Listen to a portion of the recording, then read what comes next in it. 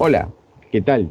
Soy Piero Bassetti, profesor del programa profesional de Turismo, Hotelería y Gastronomía de la Facultad de Comunicaciones y Ciencias Administrativas de la Universidad Privada San Juan Bautista.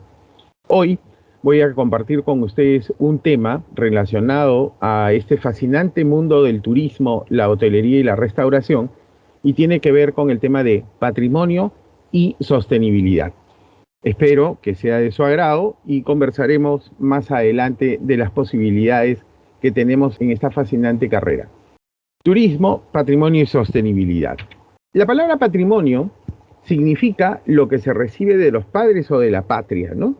Y lo que es de uno por derecho propio. En ese sentido, se habla, por ejemplo, del patrimonio familiar. Esta primera parte es muy interesante porque patrimonio proviene del latín patrimonium, que significa, como sabemos, lo que se recibe de los padres, patris, o de la patria, patri, ¿cierto? Y lo que es de uno por derecho propio, ¿correcto? Y en este sentido, ahí se habla del patrimonio familiar como un ejemplo, porque encontramos que el patrimonio tiene una doble vertiente.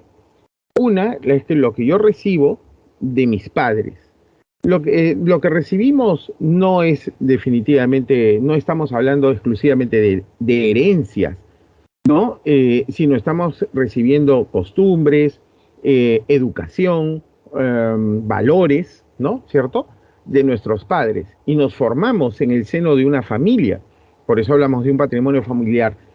Cuando nosotros estábamos en el colegio, yo antes que ustedes, ¿no? En el colegio nos preguntaban, ¿qué es la familia? Y nosotros contestábamos desde el punto de vista de las ciencias sociales, ¿no? La familia es la célula de la sociedad.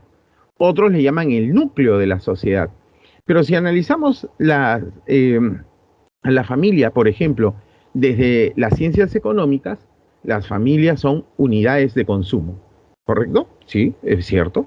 Y entonces cuando se constituye una familia, cuando ésta se constituye, empieza a obtener y adquirir bienes, ¿no? Materiales, y hace consumo de bienes inmateriales. Es muy interesante.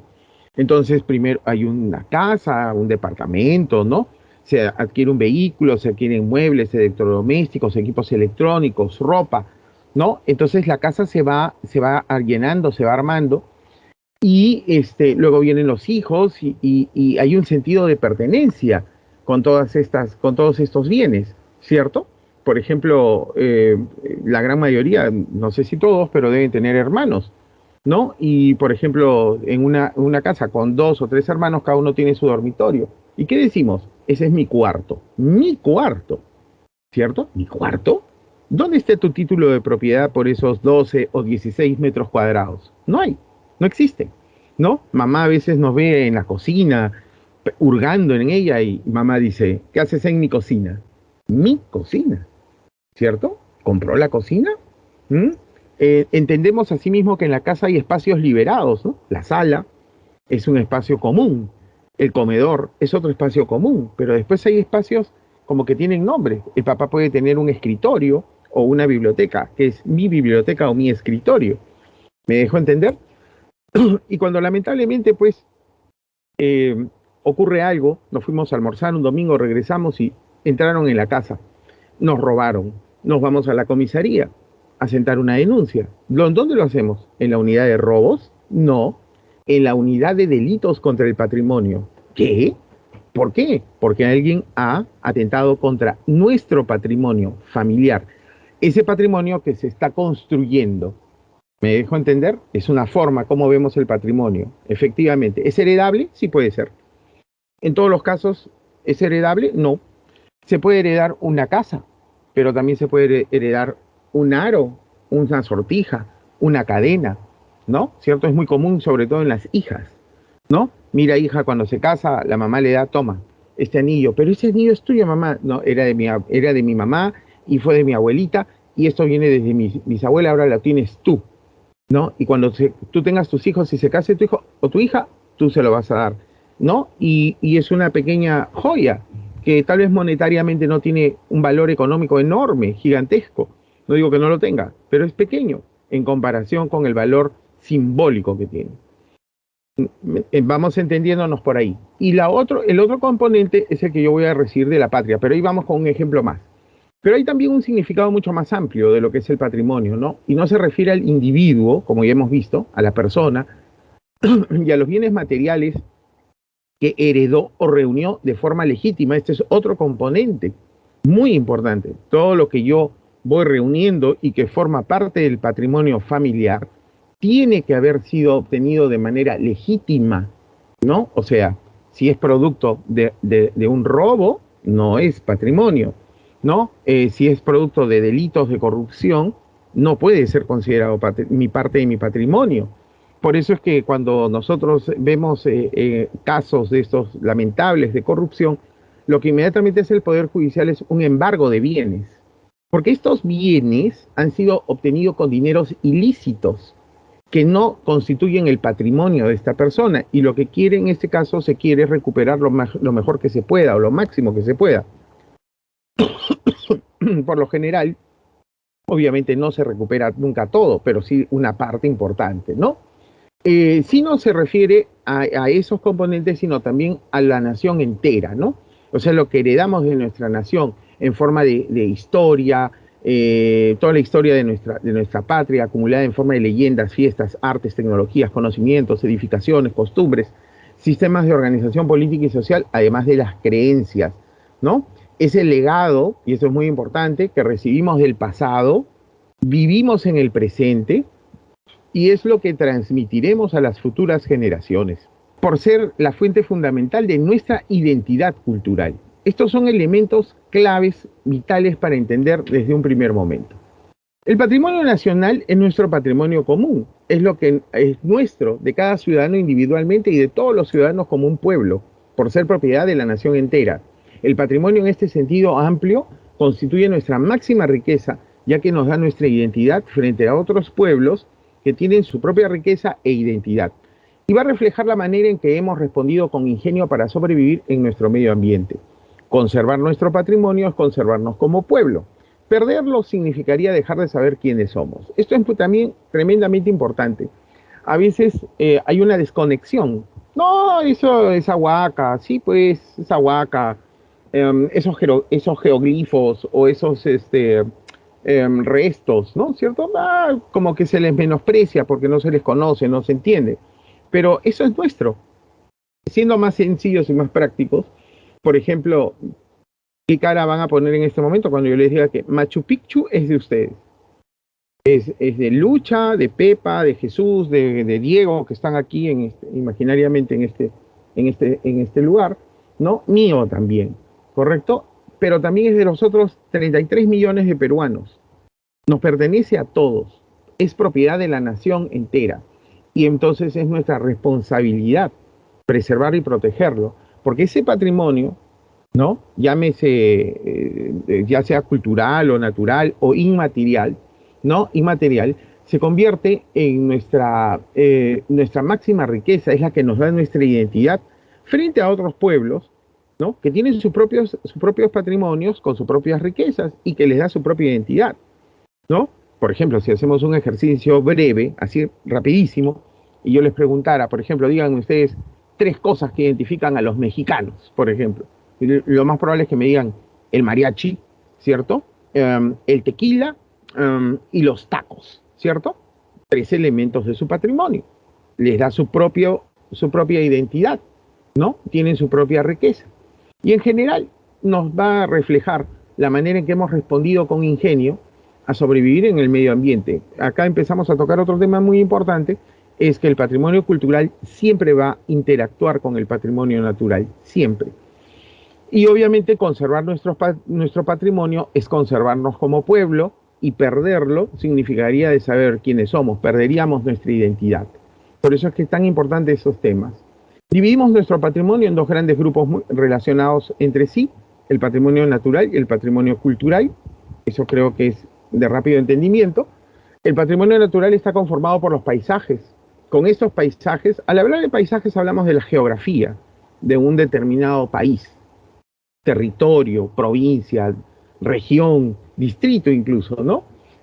Con estos paisajes ha interactuado el hombre desde los tiempos más remotos, obteniendo de ellos su diario sustento, ¿no? En los paisajes debemos incluir desde luego las numerosas especies animales que de acuerdo con clima y geografía han creado un verdadero equilibrio de la naturaleza llamado equilibrio ecológico, que permite que la vida continúe floreciendo en nuestros países.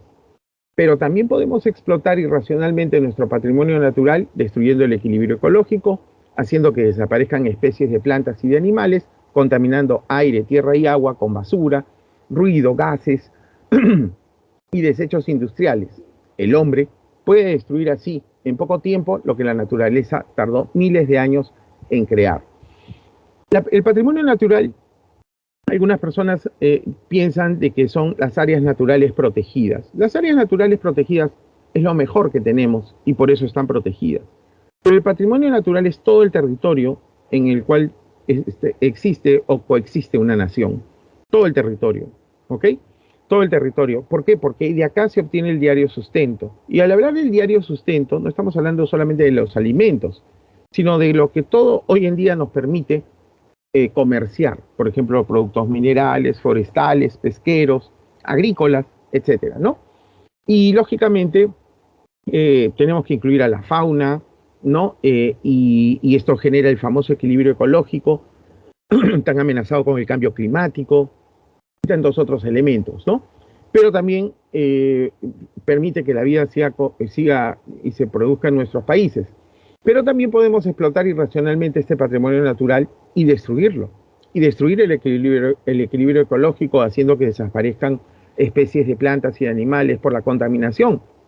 La contaminación no solamente es con basura, ¿no? Sino ahora es ruido, gases, desechos industriales y tantas cosas más. Y realmente el hombre puede destruir en poco tiempo lo que la naturaleza tardó miles de años en crear. El patrimonio cultural está compuesto por todo aquello que a lo largo de la historia crearon con su ingenio y destreza los pueblos que han habitado nuestros territorios, así como todo aquello que en el presente siguen creando nuestros pueblos. Es evidente que el patrimonio cultural interactúa siempre con el patrimonio natural, porque para sobrevivir, el hombre debe aprovechar de un modo constructivo lo que la naturaleza tan pródigamente le ofrece. Cuando los primeros hombres llegan al territorio del Perú, ¿no? Hace miles de años, se tienen que adecuar al territorio y a la geografía. Y el desarrollo de las tecnologías no es otra cosa más que el desarrollo de la cultura. Cuando esos hombres que llegaron, que eran nómadas, cazadores, recolectores, ¿no? Básicamente pescadores, empezaron a desarrollar tecnologías cuando empiezan a golpear las piedras entre sí, ¿no? Las empiezan a golpear y ven que se parten y que les pueden ser útiles como puntas de lanza, raspadores, cortadores, y ahí empieza la tecnología. Y el hombre empieza a dominar, empieza a desarrollar tecnología que se convierte en cultura más adelante, para poder coexistir y dominar el medio ambiente y poder vivir en él. Por eso es que esa simbiosis que ya decíamos de patrimonio cultural y natural son tremendamente importantes. El patrimonio, según los bienes que lo conforman, va a estar dividido en dos grupos. El patrimonio material, ¿no? Que está formado por todas las evidencias materiales, y estos pueden ser patrimonio material inmueble y patrimonio material mueble. El patrimonio material inmueble, entenderán ustedes, que es aquel que no puedo mover. Iglesias, huacas, fortificaciones, templos, no sé, casonas. Y el mueble sí, cerámica, momias, artículos, cuadros, esculturas, etcétera, ¿no? Material, lo puedo tocar. Y el otro gran componente es el patrimonio inmaterial, conocido también como patrimonio vivo. ¿Por qué? Porque solamente lo expresan las personas, ¿no? Y está constituido por las expresiones culturales que no son tangibles, ¿no? El saber tradicional por ejemplo, de las propiedades curativas de las plantas, por ejemplo, ¿no? Las técnicas del tejido, ¿no? Los secretos culinarios, por ejemplo, ¿no? ¿Cierto? Los secretos agrícolas, el modo artesanal, no sé, etcétera. Todo eso que pasa de generación en generación. El ejemplo más fácil para esto es muy simple. Háganse un pequeño autoanálisis. Digamos que acá Lucía le gusta la cocina, sabe cocinar, la pregunta del millón. ¿Quién enseñó a Lucía a cocinar? Y lo más probable es que Lucía conteste, mi mamá. Y si le preguntamos a la mamá de Lucía, ¿y quién enseñó a cocinar a usted? Y la mamá de Lucía contestará, mi mamá. Y ese conocimiento ha ido pasando de generación en generación. Conocimiento culinario, tan elemental, tan simple como ese. Los consejos, los conocimientos, los secretitos, ¿no?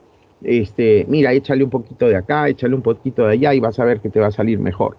¿Mm?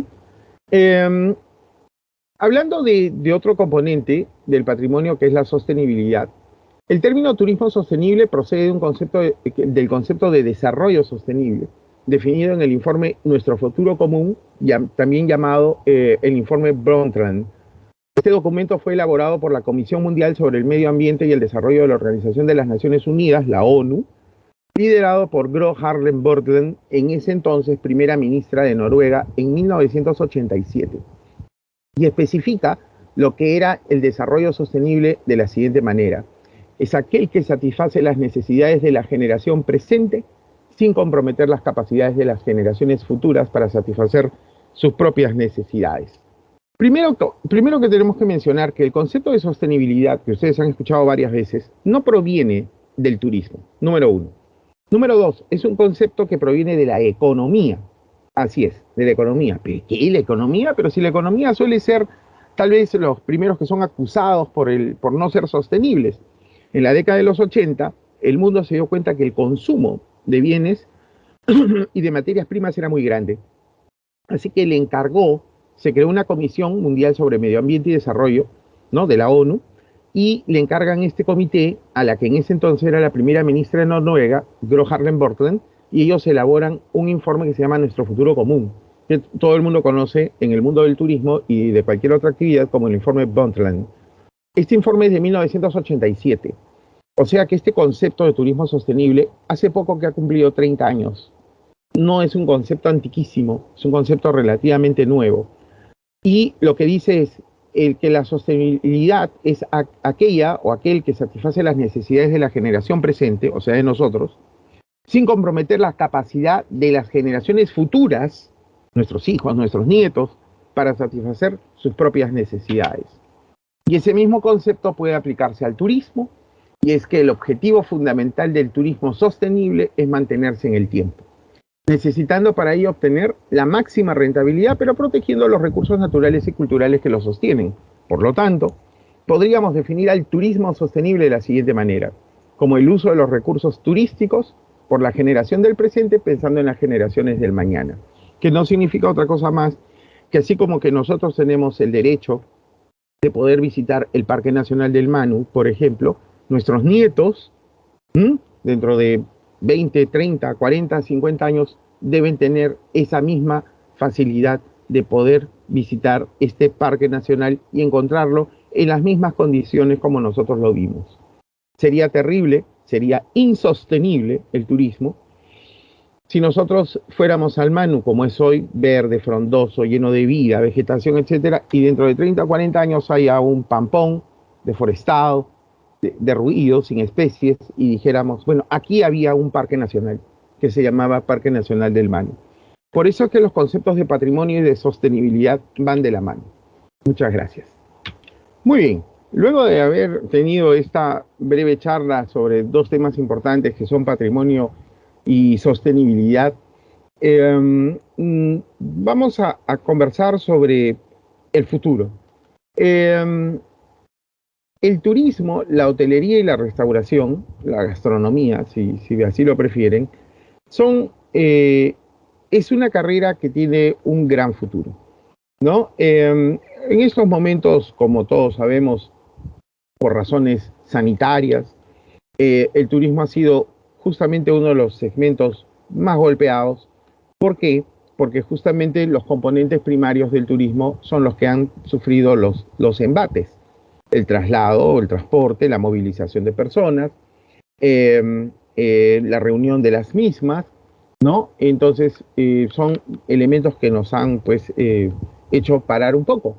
Pero a medida de que en el mundo las vacunas están caminando, en nuestro país también, Más temprano que medianamente tarde vamos a empezar nuevamente a recuperar nuestros flujos turísticos, como que nosotros llamamos a las personas que se desplazan.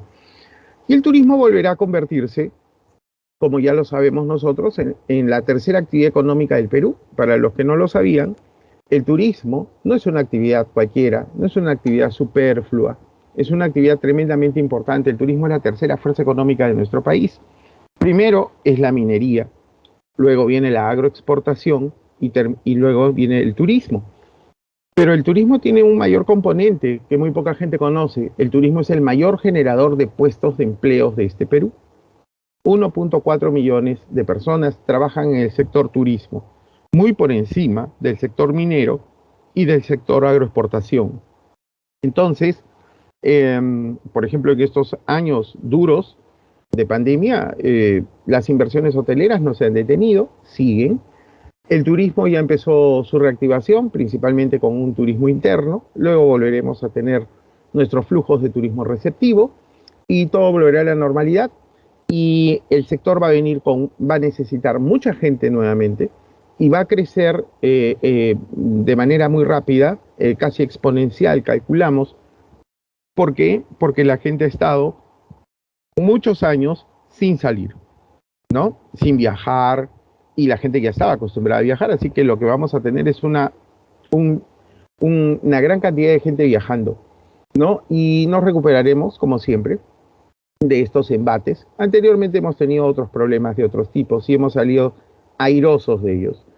Es una carrera con futuro, los servicios son muy difíciles de ser reemplazados si nosotros somos una carrera de servicio. Hay ciertas carreras que preocupan incluso a los estudiantes que están en ellas hoy. ¿Por qué? Porque la automatización avanza a pasos agigantados. Pero yo no conozco un robot que prepare un ceviche. Yo no conozco un robot que prepare un pisco sour. Yo no conozco un robot o un sistema informático que sepa atender las necesidades de nuestros huéspedes, de nuestros turistas o de nuestros comensales. Eso es algo que solamente los humanos hacen y los humanos atienden humanos. Así que nosotros somos una carrera, por eso digo, de mundo, y cuando decimos de mundo, es realmente somos una carrera de mundo. Somos una carrera internacional, la hotelería es igual aquí en Alemania, en Japón, en Bielorrusia, ¿no? Claro, con algunos sesgos propios de las cadenas donde se desarrolle o de las legislaciones de los países, pero en esencia es lo mismo. El transporte aéreo, el transporte acuático, las agencias de viaje, es un mundo muy grande. El turismo laboralmente es enorme también, ¿no? No solamente somos agencias de viaje, y no tiene absolutamente nada de malo hablar de agencias de viaje. Hay agencias de viajes turoperadoras mundiales, como TUI de Alemania, por ejemplo, ¿no? ¿Cuántos turistas transportan? 40 millones, más que la población peruana, en un año. Díganme si no son empresas gigantescas, aerolíneas, cruceros, empresas de transporte ferroviario, ¿no? Parques de diversiones, eh, hotelería, todos los tipos de hoteles, ¿no? Resorts, establecimientos de camping, collage, no sé, enorme, restauración, cada uno lleno de áreas, especializaciones, ¿no? Es una carrera fascinante, extraordinaria. Si me volviesen a preguntar qué estudiaría, yo volvería a decir lo mismo, turismo y hotelería, ¿no? ¿Cierto? Porque es una carrera que deja muchas, pero muchas satisfacciones y nuestro país tiene muchas posibilidades. ¿Qué le falta? Profesionales con visión de futuro, profesionales con una sólida formación, obviamente profesional, ética también, ¿no? Con una fuerte dosis de sostenibilidad, tremendamente necesario, ¿no? Y van a ver que las cosas van bien, o sea, tenemos capacidad de emprender en nuestro sector, ¿no? Y nos va a dar muy buenos resultados y grandes satisfacciones. Así que no hay que pensarlo mucho, Eh, Estamos en un país extremadamente rico en muchos aspectos, ¿no? Y nosotros somos una gran alternativa. Y no hay que pensarlo mucho en el sentido de estudiar con nosotros, ¿no? Tenemos un plan de estudios adecuado a las necesidades, ¿no? Una plana docente de buen nivel, ¿no? Con mucha experiencia, que van a volcar sus conocimientos con ustedes. Y lógicamente ustedes tienen la responsabilidad de asimilar todo esto y de estudiar. Nosotros siempre decimos aquí de que esto es un compromiso de 50 y 50%. 50% nosotros, la universidad, su nombre, su reputación, sus profesores, su currículo, sus instalaciones, talleres, etcétera, todo, ¿no? Todo el trabajo académico, curricular y co-curricular. Pero el otro 50% lo ponen ustedes. Trabajo, dedicación, esfuerzo, responsabilidad, responsabilidad, responsabilidad, responsabilidad y más responsabilidad. Solo así se va a tener éxito. Solo así. Entonces, después de haber escuchado esta parte, yo creo que no tenemos que pensarlo más. Estudia con nosotros, ven, forma parte del programa profesional de turismo, hotelería y gastronomía de nuestra universidad. Te esperamos próximamente en aulas para conocernos presencial y personalmente. Hasta la vista.